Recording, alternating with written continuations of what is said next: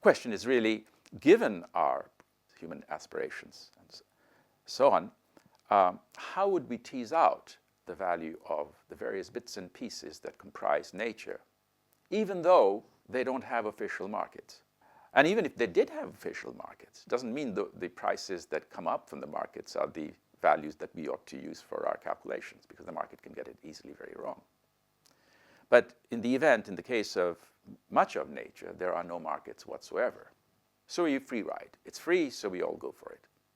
And we tend to overextend our incursion into nature, which is the problem that has brought you to discuss these matters with me, right? If all was well, there would be no point in our discussing this. So the question then is, how do we actually establish the values that we wish to use when we come to determine policies? Or the policies could be a household policy. The household would typically wish to decide how much of natural capital to use. Now, it seems a bit odd saying that when we live in urban societies, as we do, we don't typically make such calculations. We have some prohibitions. We'd say that don't disturb nature unduly when you go for a walk. Don't trample here or there, that sort of thing. You know, but those are sort of small conditions we attach to our activities. But suppose instead you place yourself in the position of a farmer in Ghana, in a village in Ghana. Now, for him or her, natural capital is all-embracing. It's all around him or her. The whole work whole life is built around it. There are woods from which products are taken by the household on a daily basis. Water is collected, wood fuel is collected, and so forth, quite apart from the agricultural land that he uses to produce his products. And those products may be marketed, but many of the inputs that are going into the production of agricultural production are not priced. They're free. But that doesn't mean that the farmer is saying, I'll just do what I like with the woodlands, because he's not only one farmer. He's not the only farmer. There are other farmers. And so in many of these societies, you have intricate rules and regulations regarding the use of natural capital. And if you read the anthropological literature, it'll come as a big surprise to you, or it may come as a big surprise to you, that societies have found ways to husband resources, husband nature, because they have realized that without doing it, there wouldn't be much of a tomorrow. So in a way, you might say then they are valuing it, the stuff out there in their neighborhood, the wetland, woodland, and so forth. There are now techniques that we economists have developed, trying to tease out the value of the services we receive from nature in relationship to the value of the commodities that we purchase from goods from the market. These are early days yet.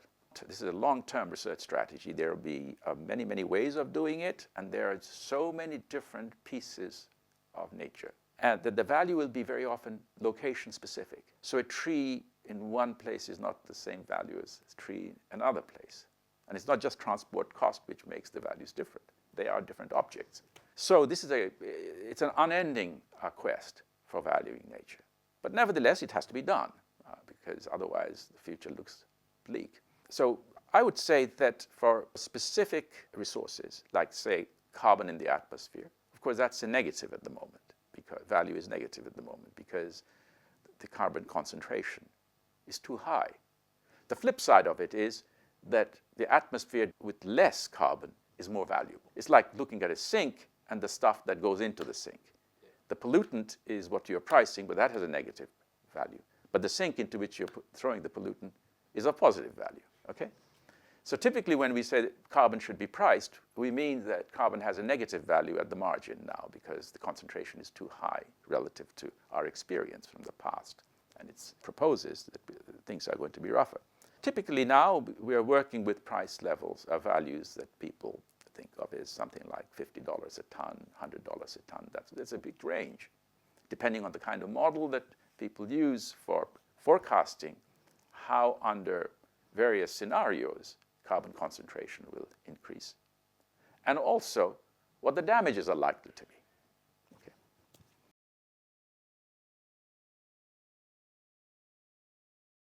The link is at the heart of so much of the concerns that liberals like yourself in this part of the world worry about. That are we destroying other nature elsewhere because the price is too low.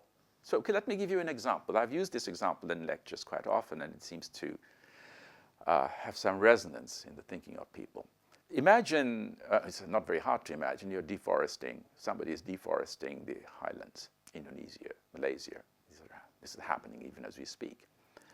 You're deforesting it because the timber has to be, there's a demand for timber by, say, China or India. And after all, we export cars, we export other things, why not timber? And that's very reasonable, fine. So you cut the timber and then sell it, and there's an export price.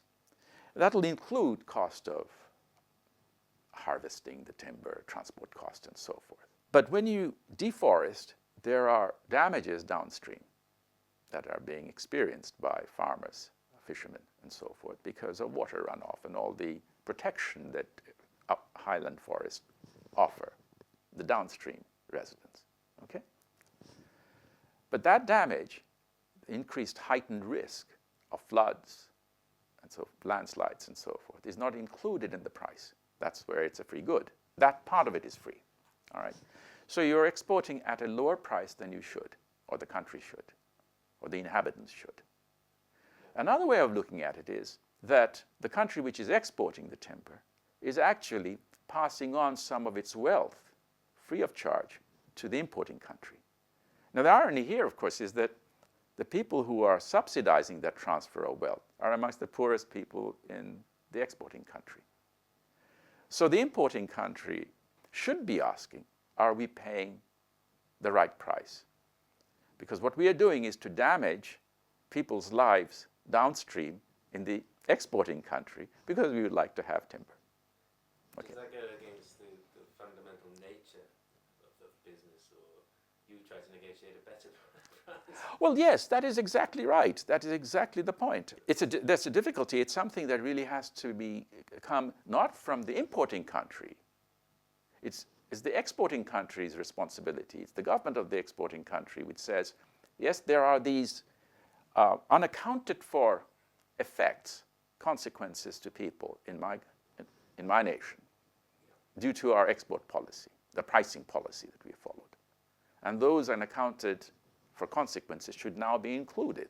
And you could then go to the importing country to say, we're going to raise the price because we're going to compensate the farmers and the fishermen for the damage that will be done. And the compensation may be quite high. Now, here's the problem, which I think is anticipating one of your later questions. Other countries are also exporting timber. I'm using timber as a metaphor, of course. Okay. Now, you will lose if you're one country which is exporting timber and you say, well, I want to protect my farmers, so I'm going to lift the price. If the others don't, then you're being undercut. And you have other needs for, say, financing development or whatever.